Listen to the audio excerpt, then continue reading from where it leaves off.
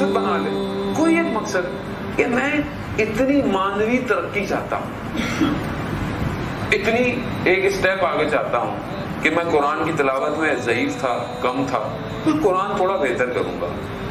قرآن کے الفاظ، تلفظ، تجدید تھوڑی سی اگر صحیح نہیں ہے میں تھوڑا سا بہتر کر لوں، تھوڑا سا قرآن، تھوڑا سا مفاہیم، معنی میں نے کبھی نہیں پڑھے، چلے ماہ رمضان میں تھوڑا سا کھول کے تھوڑا سا پڑھ لوں۔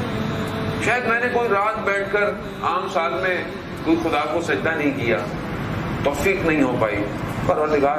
سحری کے لیے ٹوٹ ہی رہا ہوں میں، تو 2 رکعت کے لیے بھی اٹھ جاؤں۔ سحری نہ ہو تو روزہ نہیں ہے ہمارا، اس معاملے میں تو اہل سنت بن جاتے ہیں نا، وہ مکروہ ہو جائے گا روزہ،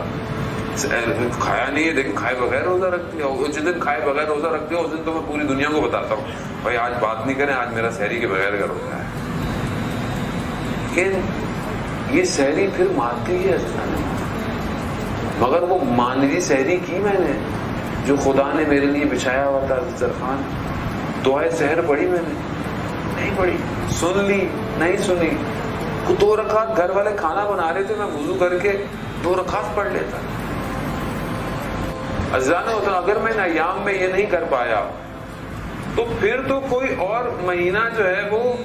ہے ہی نہیں کہ جو مجھے موقع عطا کرے کہ جس میں میں اپنے پروردگار کے قریب ہوں۔ یہ سارا مہینہ اللہ کے لیے ہے، اہل بیت کی دعائیں جو تعلیمات ہیں یہ سب کس لیے ہیں؟ خدا کو پہچانو۔ اگر اس مہینے میں خدا کو نہیں پہچان پایا تو پھر آپ کیا سمجھتے ہیں کب پہچانوں گا میں خدا کو؟ کب میں خدا کے قریب جاؤں گا؟ کہاں جاؤں گا میں؟ جب خدا ہمارے ایک ایک آدھی کھجور پہ، سانس لینے پر، سونے پر، یعنی اتنا اس نے ہمارے لیے ریلیکسیشن دیا ہوا ہے کہ کسی بہانے تو آؤ، کسی طریقے سے تو میرے پاس آؤ۔ حدیث قدسی میں وارد ہوتا ہے کہ پروردگار ارشاد فرماتا ہے کہ جب کوئی میری طرف پلٹتا ہے، میری طرف آتا ہے، بالکل میں اس کی طرف جب اس کو متوجہ ہوتا ہوں اس کے لیے بالکل ویسے ہی ہے۔ مثال کے طور پر حدیث قدسی ہے کہ جیسے کوئی شخص صحرا میں، ڈیزرٹ میں اس کی جو سواری ہے، اس کا جو آذوقہ ہے، اس کا سامان ہے، کھانے پینے کا، سواری ڈیزرٹ میں، صحرا میں کھو جائے اور وہ شدت سے بھوک اور پیاس کے بے ہوش ہو جائے صحرا میں، اور وہ اٹھے، اس کی آنکھ کھلے تو اس کا سامان، اس کا زاد سفر اس کے سامنے کھڑا ہو، تو اس کی کیا کیفیت ہوگی؟ پروردگار کہتا ہے جب کوئی بندہ میری طرف پلٹتا ہے تو بالکل ایسا ہی ہے میرے لیے، لیکن پلٹے تو صحیح، وہ تو بہانہ ڈھونڈتا ہے، رستے کا پتھر ہٹا دو، فلانی نیکی کر دو، یہ کر لو، وہ کر لو، صدقہ دے دو، خیرات دے دو، روزہ کھلوا دو، یہ کر لو، بہانے ہیں سب، آپشنز ہیں کہ چلو کچھ تو کرو۔ جب رسول خدا نے خطبہ شعبانیہ دیا اور یہ بتایا تو صحابی غریب ہی تھے بیچارے، اللہ تعالیٰ بہرحال سب کو مانوی طور پر بھی امیر ہی کرتا، یہی سوال پوچھا کہ یا رسول اللہ مطلب ہمارے پاس تو ہے ہی نہیں، ہم کہاں سے افطاریاں کرائیں گے؟ کہاں آدھی کھجور کے لا دو، تھوڑا سا پانی پہ لا دو، یہ تو کر سکتا ہوں میں اپنے دسترخوان کے لیے کتنا پریشان ہوں اس مہینے میں، یہ پکے، وہ ہوا، یہ ہے دسترخوان پہ نہیں ہے، کتنوں کے دسترخوان خالی پڑے ہوں گے اس مہینے کے اندر۔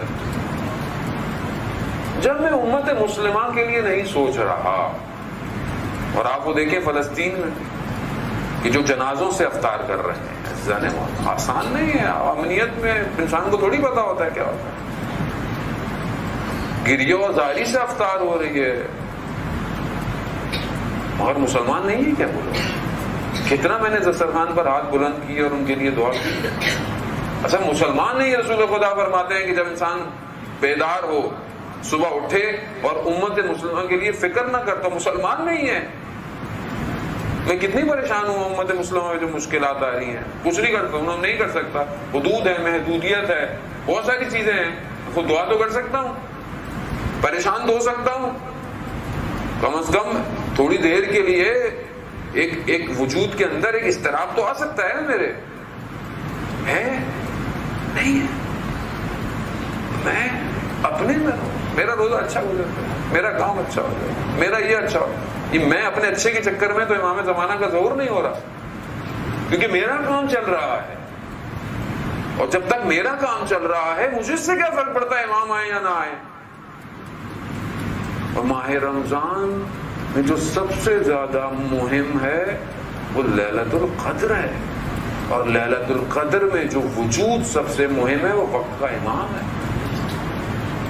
میں تو اپنی نمازیں قضائیں عمری پڑھ لوں، لیلۃ القدر میں دعائیں پڑھ لوں، نہیں حضران محترم۔ آیت اللہ جوادی عاملی کہتے ہیں کہ وہ لیلۃ القدر میں سب سے زیادہ دعا وقت کے امام کے لیے کرنی چاہیے، کیونکہ وہ وجود، میں تو ذرا سی کو پریشانی دیکھ کر اضطراب میں آ جاتا ہوں، وہ بعین ہی کائنات کو دیکھ رہا ہے اور اس کے لیے سب کچھ بعین ہی ہے۔ میں تو کربلا کے مصائب 2 یا 4 منٹ سے زیادہ برداشت نہیں کر سکتا، اور وہ کربلا کو ویسے ہی دیکھتا ہے۔ کتنا اس قلب کے اوپر جو ہے وہ آنے والی چیزیں نازل ہو رہی ہیں، ایسے نہیں ہوگا۔ یہ موقع، یہ مہینہ ایک اپرچونٹی ہے، اس کو میں اویل کروں۔ بہرحال ہمیں بھی خدا نے جو توفیق دی آپ کے درمیان میں، بہرحال جو چھوٹے سے علماء بزرگان بیٹھے ہوئے، ہمارے بھی تو سینئر عالم دین یہاں ویسے موجود ہیں، بہرحال گستاخی ہے ان کے سامنے بیان کرنا، لیکن بہرحال وظیفہ سمجھتے ہوئے ٹوٹی پھوٹی سی باتیں آپ کی خدمت میں عرض کرنا ہے کہ جب تک دیکھیں علمی باتیں بہت کی جا سکتی ہیں، عقلی باتیں بھی کی، لیکن جب تک میرے وجود میں تحرک پیدا نہ ہو، پریکٹیکلی میں کوئی کام نہ کر پاؤں، تو یہ ساری باتیں ہوائی ہیں۔ اگر میری کوئی ایک بات دل میں اتر کر عملاً کسی کو پریکٹیکلی کسی کام پہ مجبور کر دے، کمال اسی کا ہے۔ دین سادہ ہے، دین بیان میں مشکل نہیں ہے، دین سادہ ہے۔ رسول خدا خود ارشاد فرماتے ہیں کہ عقول کو دیکھ کر صحبت کرو، یعنی عقلوں کو دیکھ کر بات کرو، لوگوں کی ضرورت کو دیکھ کر بات کریں۔ ضرورت کس چیز کی ہے؟ ہم عام مسائل میں گرفتار ہیں، جانے وہ ہمارے بیسکس حل نہیں ہوئے ابھی تک، اور ہم اپنی مجلسوں میں اتنی بڑی بڑی باتیں ہماری ہو رہی ہوتی ہیں کہ جس کا ہماری زندگی تعلق ہی نہیں ہے، کیونکہ اصل میں ہمیں گفتگو کی لذت ہے، ہم باتیں کرنے کا ہمیں شوق ہے، عملی طور پر ہم لوگ پیچھے ہیں۔ میں اپنی بات کروں گا، آپ کی بات نہیں کر رہا۔